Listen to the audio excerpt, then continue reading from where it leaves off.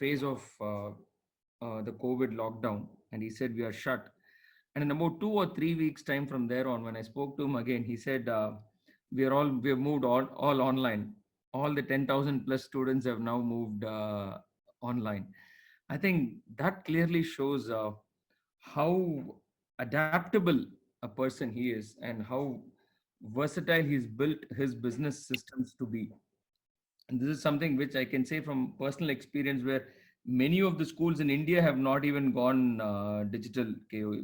Even though they are not of this size, we're looking at even schools of as small as 500 to 2,000 kids also have not gone fully digital in such a short span of time.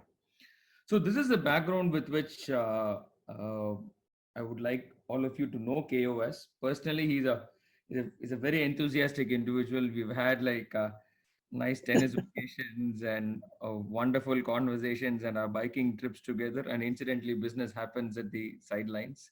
So with these few words, I take great pride and honor in presenting KO to one and all present here. Welcome once again, KO. Uh, Now, before we start the conversation on your business, if you can throw some light on where this Middle Eastern market is post this COVID, and there has been a massive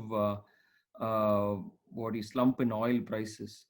How has it affected the entire economy per se? If you can throw some light for, because our knowledge is from the media, predominantly the Western media, which need not necessarily be unbiased. So, if you can throw some hands-on experience. Yeah.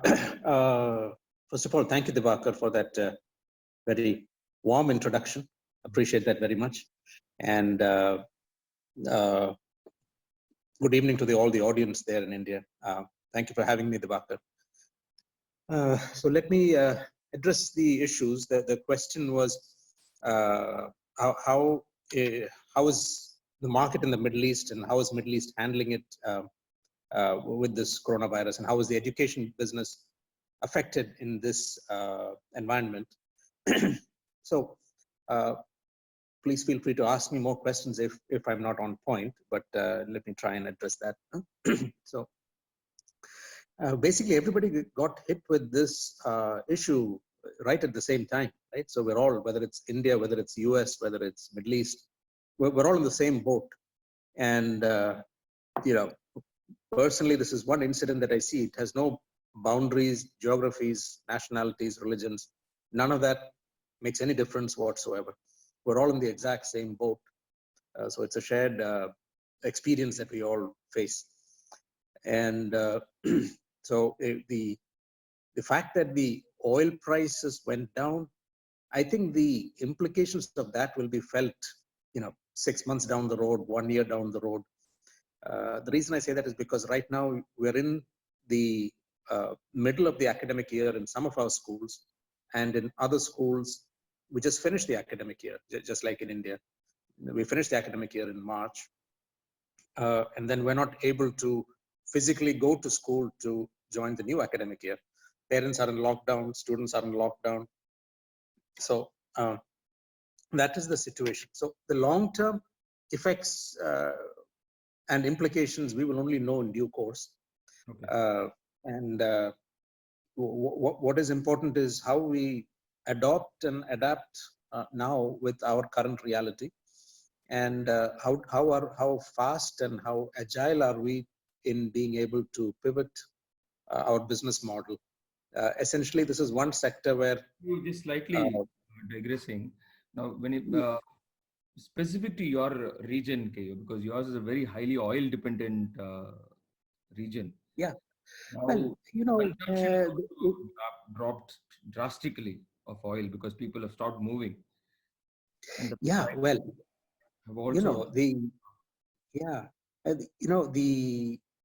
because the schools are shut, right now payments are taking much longer to come in from parents. Okay. But having said that, since we have different school models, we're catering to the Kuwaiti community, which pays a higher level of fees, the Indian community, which pays a lower level of fees. So we have different school models, and then we have the special needs which the government pays. So each one paying capacity and paying ability and what do they wish to do, it's different. Some parents say, well, we'll wait for the physical school to start before we start paying fees. uh, and then the ministries passed several regulations over the last 1 month, or clarifications that we are allowed to collect fees, but we're not allowed to collect it uh, just for e-learning. We need to be and we need to be giving the parents the option of either coming to school physically in some sort of a crash course format over a period of 5 or 6 weeks starting in August, or we can do the e-learning now. uh, so we have to offer both, and the Okay. parents have the option of selecting what they choose to attend. So Okay. my my point is that the implications are different, and it is still Okay. unknown Okay. how it will all transpire, and what happens in the short term is not necessarily reflective of what will happen in the long term. Okay. Yeah, So as yeah, an entrepreneur, KU, now sometime in yeah, early March, I remember when we had this chat when you said you're shutting down because of this, and 3 weeks yeah. later, your entire set of students were available online. Did your e-learning system already exist, or you already see that this is going to be the future of education dispensation much earlier than this emergency? Well, uh, in some of our schools, we had the technology platform already established, Okay. but the adoption was very minimal, simply because when you don't need to do something, change is much more harder. I mean, always people prefer to maintain status quo. Mm-hmm. Uh, and so even though the technology existed in some of our schools, uh, it was not adopted or adapted, so that it was not used as it should be or as it could have been. In the schools which I acquired, fortunately, uh, practically the day that I acquired it, I started going digital and building the digital capability Okay. with the tools available, from the payment gateway digitally possible. So now parents can pay fees online. So Nice. from setting that up to connecting with the banks to making the digital curriculum available to setting the IT infrastructure to the bandwidth and the broadband cable. We had to get all of that in place, and Mm-hmm. fortunately, because uh, we had the management team as well as the management vision, we could just tactically implement it, regardless of, we were not expecting, nobody was expecting this coronavirus to happen, but we were just putting it in place, and we're very fortunate that all of the IT infrastructure was in place. Get it. Uh, yeah. Uh, in fact, for the Pakistan school, we just got the payment gateway implemented like 5 days ago. Okay. Uh, Okay. Okay. yeah. So And that's how close it was. Mm, how yeah. how do you see this? Because generally they say for anything to become a habit, it takes 21 days. So effectively, see in India, the Yeah. lockdown is for 21, and today, from what we hear, it is likely to get extended, at least for Yeah. a couple of months, selectively in certain locations. So, how Yeah. do you see physical schools at all Yeah. being as relevant as they were prior to this episode, or it is going to be more an option or an add-on going forward? You know, today's it's a very good question, and I have searched for the answer for this question, and I found the answer to this question about a month ago, before the coronavirus happened. And Okay. the answer that I found is what I'm going to tell you. Uh, Today you can gain any knowledge that you need or want on the internet. You don't need a physical classroom. True. And anybody who's even halfway motivated to learn anything, from coffee growing to math or physics or taxation, you can learn it sitting on your laptop at home, thanks to the internet. Yeah. Uh, Having said that, there is one thing that the internet cannot provide and will never provide, and that is the community, the physical, the social bonds, the joy that we get when we actually physically see people. Hmm. So I don't think schools can ever be replaced, because that's the only environment where everybody comes together. You get a chance to fight, quarrel, play, compete, Get it. So that will never be taken away. Yeah. But learning can always happen independent of those things. But so the social connection is a very critical part that a school provides. Uh, So the way that I see it forward is it's always going to be blended.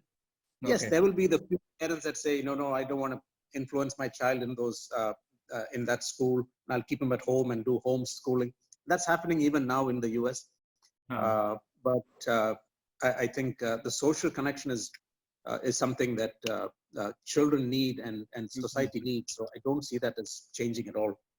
But I Okay. do think that an over reliance on physical teaching can Yes. change and will change simply because you can do the online learning.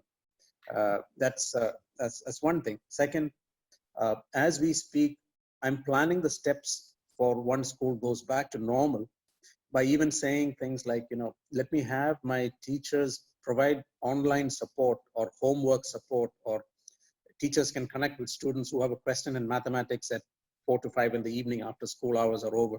So I can provide students the ability to connect with their teachers after school hours. So students who may have missed something in class or didn't understand it, or who need some more individual attention, I Hmm. think that can be filled in very well by online learning. And so basically, I think it's going to be a blended model. So I think we all need to adapt, and those who do it better will be more successful, I think. Nice. So you do see this physical infrastructure continuing primarily for social Yeah. reasons, as you mentioned, and I think it would take a diametrically different approach for a population to even say that I won't send my kids home, let them sit at home and study. Yeah. One is discipline. Second is parents need the kids out of the house because they might be going to work. So you Get can't leave the kids alone at home. So it's a caretaking service in a sense. It's a social engagement in a sense. It's it. children competing with each other, playing games and sports. Not everything is a school. I mean, Get not everything is learning. There's also human interaction. That can it. never be taken away by digital platforms. But one thing interesting, okay, was like now, given the fact that let's if you were to take a few steps back and look at what you have created in Kuwait is an infrastructure where kids can come, learn, share their the earlier parts of their life. But this community, what you have created, thanks to the digital world, it's now so fungible. So for you to have collaborations with other institutions abroad, and for your kids to engage in an atmosphere which they are so comfortable with. Earlier, the exchange programs means kids have to physically go to a different location, learn in that particular institution. Now, do you see cross-cultural collaborations between institutions of, let's say, what you built in Kuwait to something what's with an institution in US or UK or even at the school level? Is that an option which or a possibility which is likely to open up very soon now? I think definitely we have the opportunity to move towards that. And as a school owner, what I can do is set up the links and the affiliations. Hmm. At the end of the day, you have to counsel students and parents and let them know these options exist and what is the best pathway for them. So there's certain things they can get in a school. There's certain things they can get from their own teacher, and there is other things that they can get from the larger world outside. Get it. So as school platform, as a school environment, if we provide a wider range of support or education or access to people, I think it only helps students by enabling them to engage more in their areas of interest. Hmm. Hmm. Uh, and especially going forward, we need to be making children reliant on their own learning, as opposed to in India, the schools and parents tell kids what to do. So the parents are regulating children so much. That's our Indian culture. Do this, don't do that. But I think going forward, especially with the internet, kids are going to have to become responsible for their own learning. And if you can do that better, and the earlier you can sort of encourage that, they'll be more ready for a career that will find them happiness and fulfillment. So, So the access to these platforms give you that greater opportunity than if you did not have access to it. get it. Okay, now let's get to the business end of the activity. Now, we used to fund institute schools, people who are in the educational space in India. When I worked with institutions like Kotak or Sundaram or wherever. But Yeah. what is traditionally seen in India is education is a long haul game where you start to see break even after 15 years of your existence. And the moment you've gained that level of trust over 15, 20, 25 years, then the system starts running from there on. And the entry barriers are so high for an entrepreneur to even think of entering in at a startup stage. It's if you were to start a business, a school, you will have to start with a full-fledged large facility. You cannot say I'll start off with kindergarten, go to primary, then go to secondary, and then move to higher secondary. Now, what are your thoughts on that? See, my thoughts on that, I'll speak from an entrepreneur's viewpoint. I think that's really the Yes, question. And yes, not, so from an entrepreneur's viewpoint, at least from my viewpoint as an entrepreneur, I think, there's really everything in this world is available in plenty. Okay. There is land available. There is capital available. There is students available. There is teachers available. uh, a good entrepreneur or an entrepreneur who is successful, over time he's learned how to put all these things together at a price that he can afford, okay, or at a price that makes it viable. Now, it's not a very short, easy road, and I grant that, but at the end of the day, uh, schools can be successful if all of these elements are put in place. Meaning, there's always an investor who wants to invest money for whatever reason. There's always land available that you can find. So, do you have, as an entrepreneur, can you develop a good package that makes compelling sense for the various stakeholders? Try and answer the question from a investor's viewpoint. Why should an investor invest with you? So you should have an answer for that question. You should have an answer. Why should a student come to your school? What makes you a good value proposition? uh, and the same, I'm sure there is land available. um, yes, now yes. it's putting everything together. That's not always a very easy thing, but it is not impossible either. But that's where you hone your skills as an entrepreneur. I mean, I've made mistakes plenty. We all learn by making mistakes. So Mm, mm, don't be mm. afraid to make mistakes. Hopefully your mistakes don't kill you before you actually succeed. So those are things you have to look for. But yeah. And how is the education market there in Kuwait? Is it as regulated as it is in India? Because in India, we say that education cannot be a for-profit enterprise. But of course, there are institutions who found other ways of profiteering, not thoroughly the way in which it is propounded by law. So how does the dynamics work in your region? When you say the word profit, it's really an accounting terminology, right? Let's use the word cash surplus. Okay. Exactly. Now, Yeah. uh, so I don't think any institution can work if you don't have a cash surplus. True. Okay. Whether that cash surplus is finally treated as profit or a loss with depreciation or whatever you call it. Yes. So whether you call it in Kuwait, yes, there is nothing that you should not have a school for profit.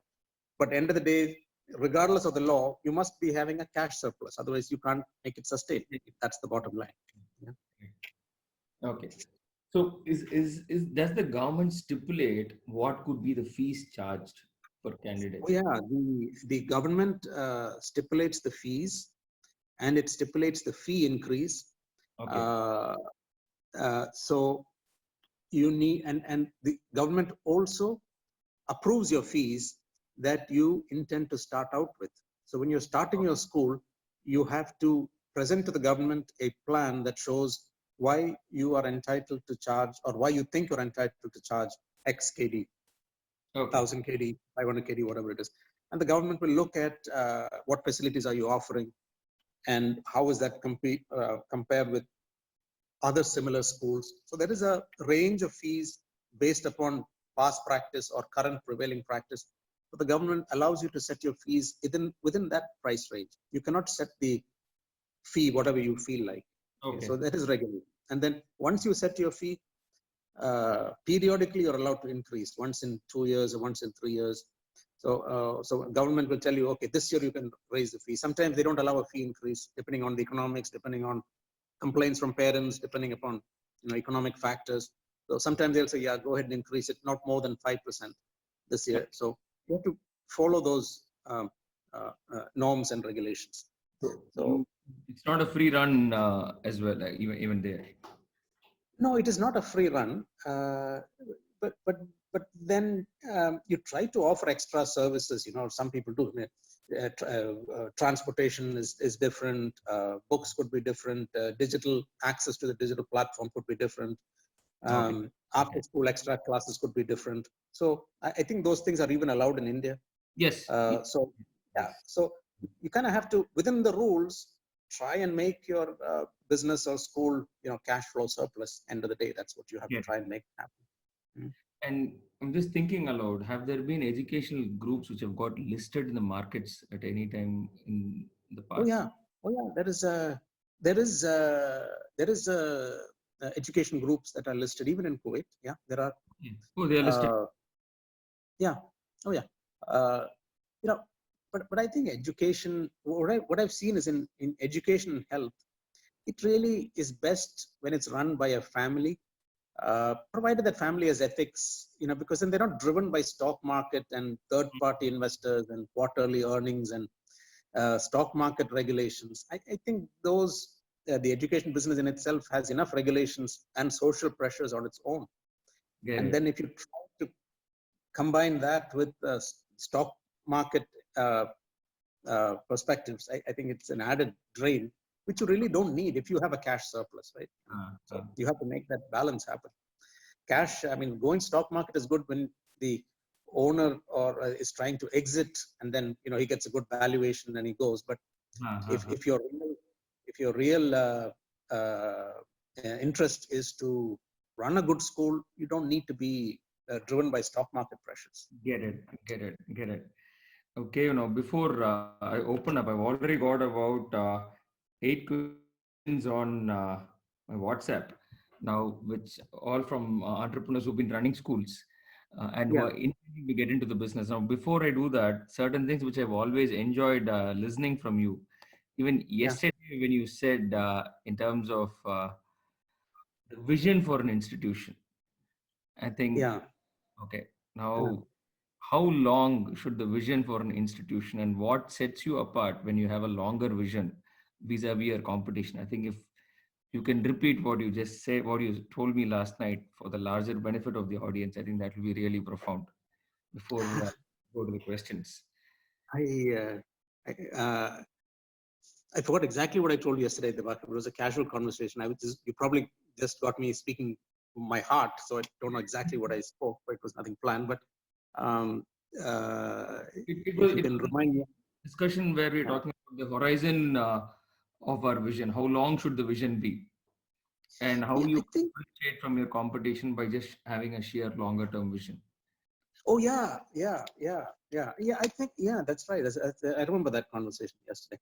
You know, vision is very, very important, and vision can be a strategic advantage, although we don't always see it that way. In the sense that people who, or companies that have a vision of 20 years, 30 years, 10 years, 5 years, whatever, uh, they have an advantage over companies that have a 2-year vision or a 1-year vision or a 3-year vision, and then they want to why do people have a vision for 3 years? Beats me, because if you're trying to exit from your business, why do you want to enter in the first place? Is my thought. I mean, because the real gains come over the long term. Does not come in the short term. Mm. So a long-term vision, in the short term, you reach break even, you get your operating systems in place. So if it's financial success you're after, why would you exit before you get on that exponential growth part? And that usually takes 4 or 5 years before you hit that curve and you get that parabolic growth. So I'm just not for any short-term vision in any business. It's like getting married for a short term.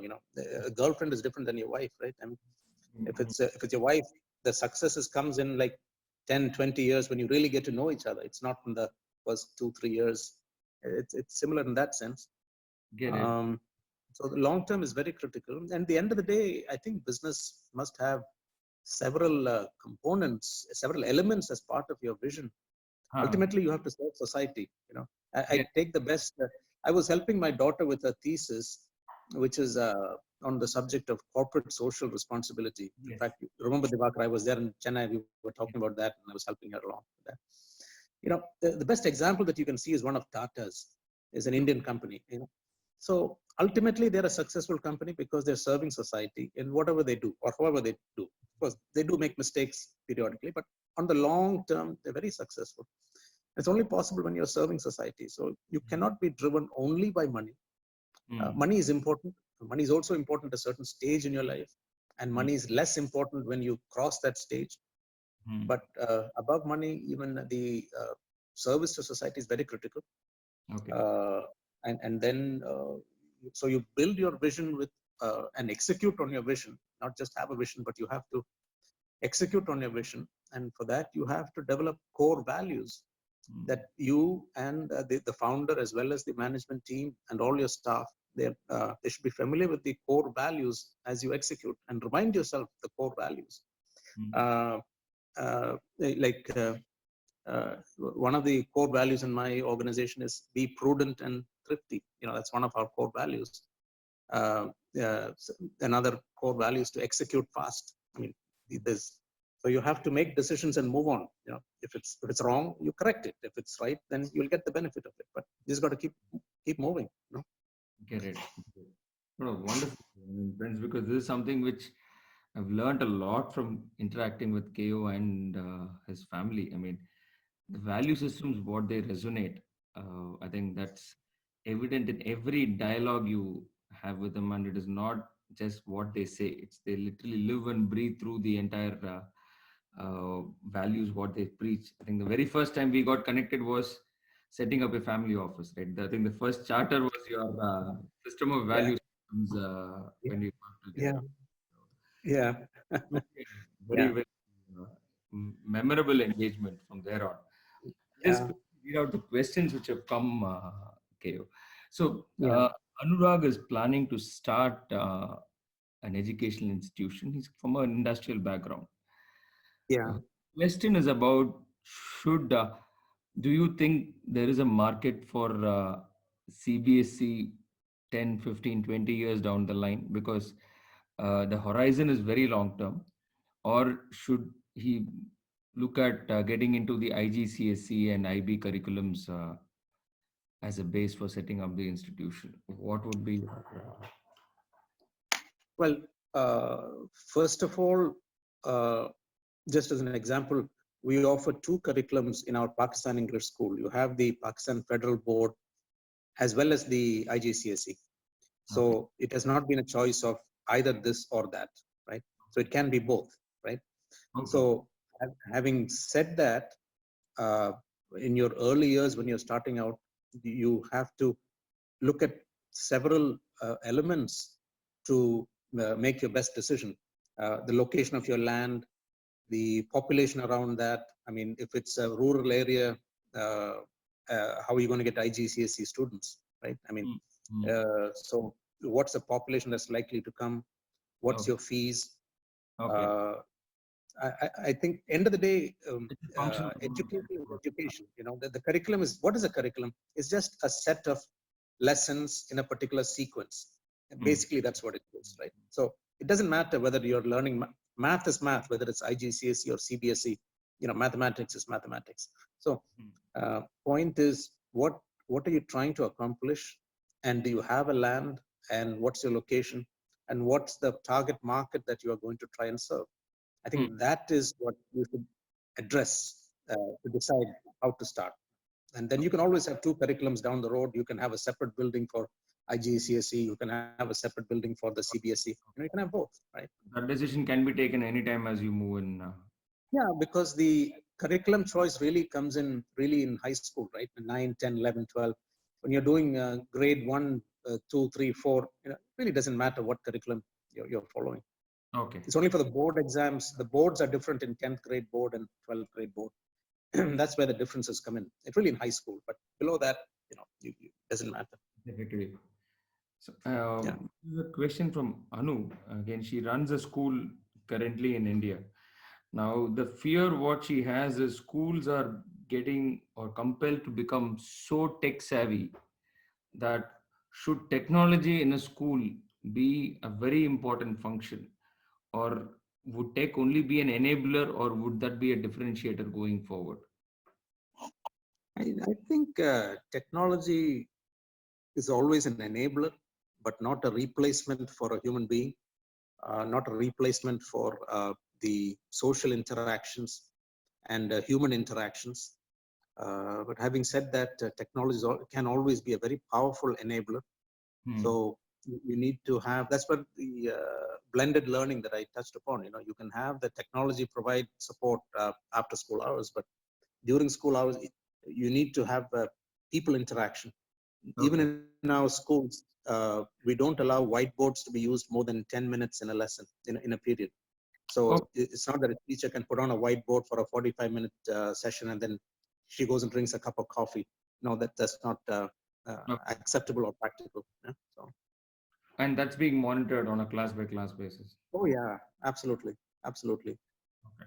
Okay. absolutely. Yeah, Nice. Okay. No, yeah. the next is from one of my IIT batchmates. So again, being a techie guy, his question is, don't you see institutions like Byju's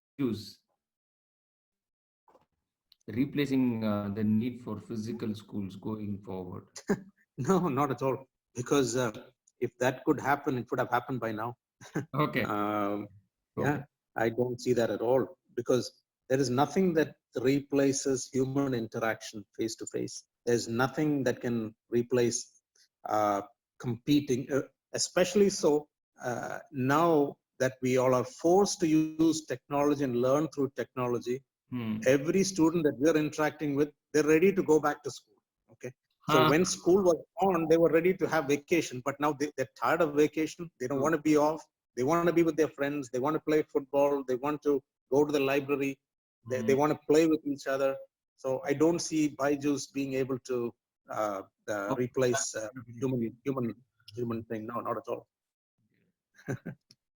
There's one on the group. So few institutions, Guru's question is, few institutions in Chennai has a practice of collecting fees in toto while joining and Yeah, refund after completing the course. So yeah, typically, you at the time of joining KG, you pay a bulk amount, and the same is refunded. It's more like a security deposit, but a yeah, significant deposit. So the reason yeah, why it happens is today now kids moving from one school to another. At least I remember studying from LKG to 12th in the same school. But for my kids, they are already in the third school, and daughter is in fifth, and son is in third. So the attrition is pretty high at this point in time. So this is more like a means to keep them uh, planted to a particular institution. Is there a practice of that sort in existence in Kuwait? no, I think, yeah, you're talking about that capitation fee basically, right? Yeah. I Capitation think that's what you're talking once and for all. Okay, but this is typically what you might, from a commercial parlance, you might call it a security deposit. about. For a Yeah, significant number. yeah, I, I, I, I, I think that's because money is needed for buildings and all, which you cannot make from your tuition fees. So True. you need cash to build up infrastructure. So that's really is another way of raising capital. In this part of the world, I mean, you either use private capital or raise money from investors, but you're not allowed to charge a capitation fee here. I mean, Okay. I know that in India that works under the table or however they do it. They'll not have records, but they'll pay the money, but they'll call it something else. Get it. That practice is not prevalent here. We don't Okay. have that here. Okay. Okay. Okay. I Yeah. think because when you are not restricted from having a cash surplus, I think that puts a lot of questions to rest. Unwanted practices are out of the window already. Yeah. Yeah. Yeah. Yeah, I think even in India, they don't mind cash surplus. They call it non-profit, but end of the day, the surplus can exist. No? See, the fees, what they say, are, I mean, Yeah, so how you will have to pay the fee, your teachers a commercial salary yeah, and charge it at not-for-profit rate from the students. I mean, that's yeah. not going to work, right? I mean, somewhere you end up compromising. You will have to pay peanuts, and the quality of teaching is going to come down automatically.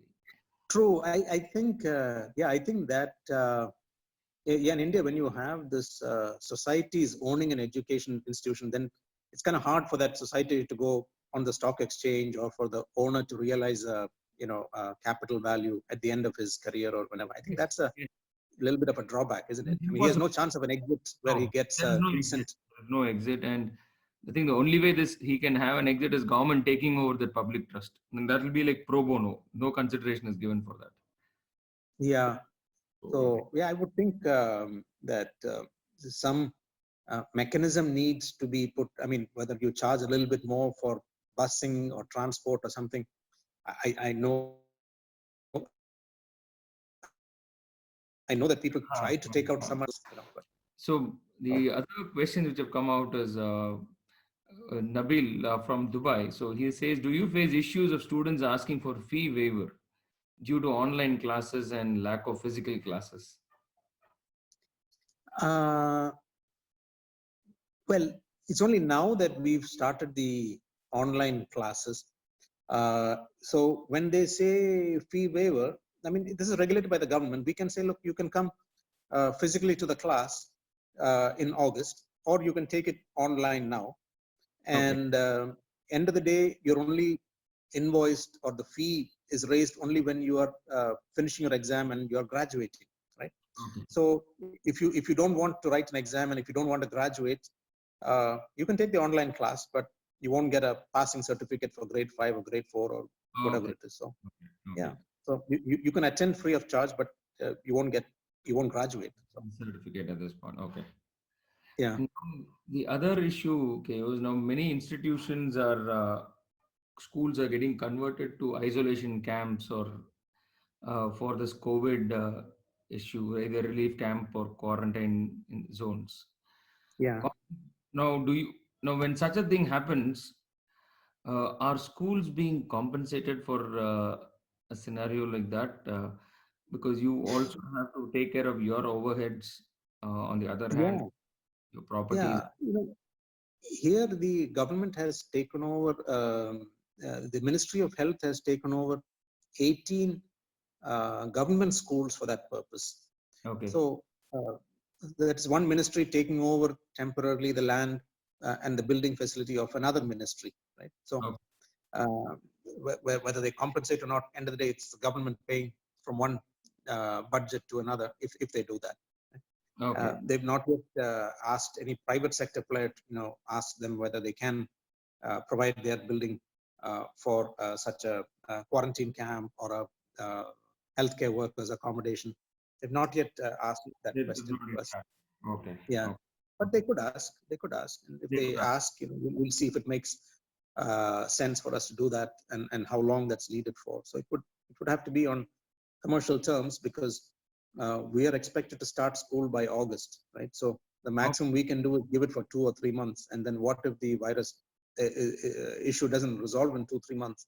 But then school has got to come back. We need time to clean up the place, disinfect the place. So there's so Uh, many issues that have to be looked at before we could say yes to any proposal like that.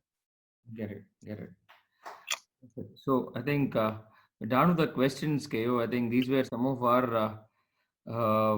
very, very pertinent questions what we've taken. I think we've just got one more now from, yes, from Preeti again. She runs a school in Chennai.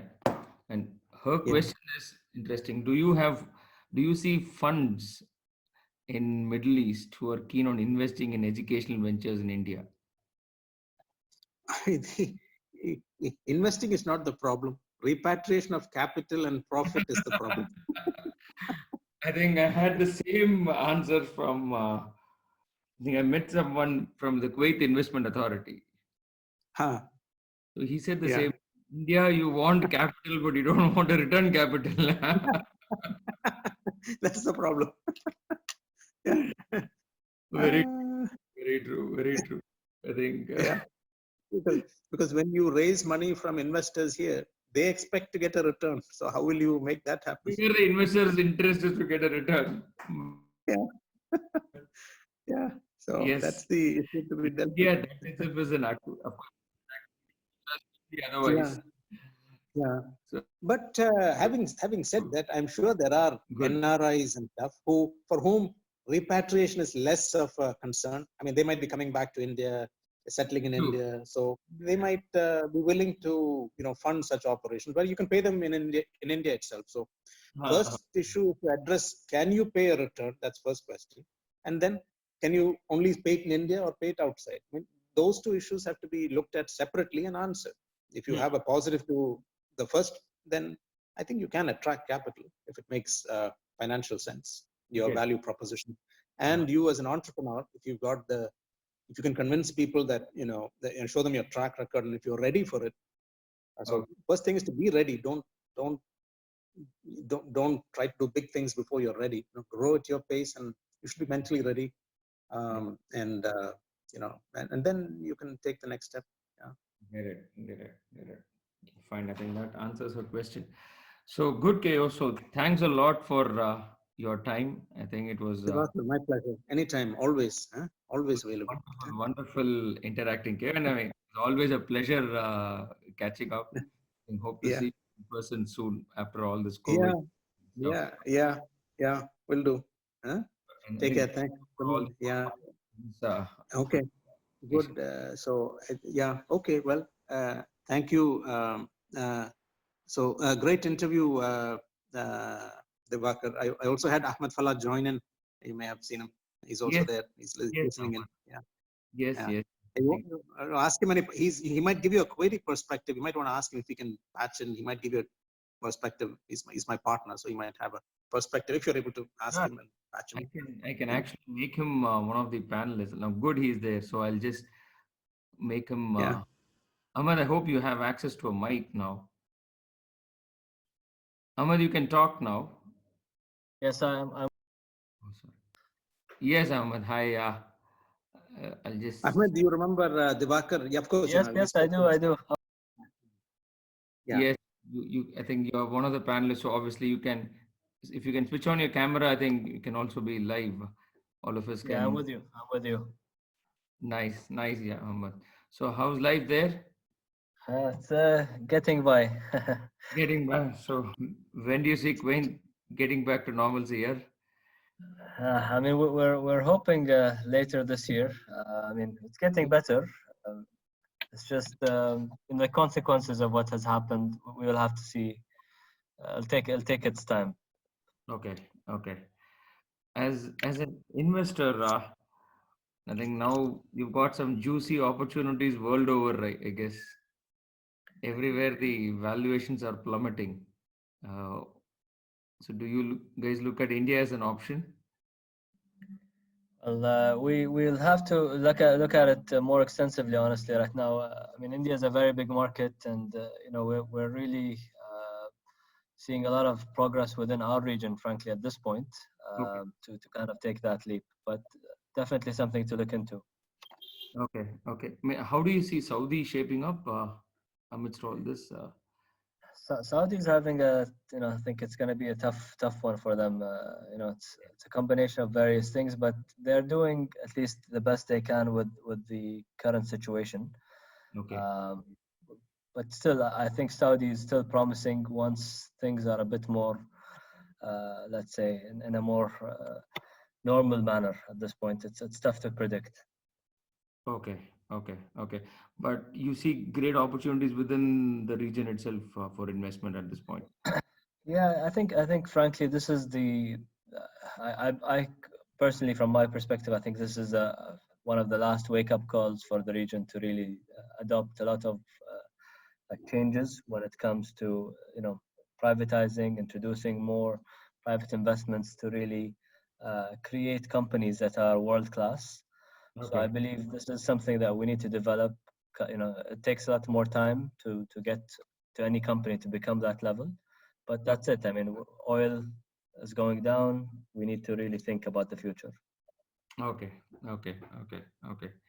Interesting. I think maybe we should have a very detailed conversation with you, Ahmed, as an investor from the region, and what we can expect to look forward as potential investments for investors from India also who are willing to diversify their bets. Sure, sure. It'll always be a pleasure. I guess, as I said, it's a tough period right now. So a Yes, lot of people are just assessing things. But yes. once you find the right targets and the right opportunities, I think there's plenty of potential. Sure. Certainly, Ahmed. So pleasure interacting with you as always, and safe stay at this point in time. I think that's all we can hope for. Okay. Yeah, appreciate it. Thank you, gentlemen. Appreciate the Right. time and the great interview. Thank you, Thank you, Dr. everyone. Thank you, Keo. So catch up soon Thank then. you. Okay. Okay. Thank you. Bye bye. Bye.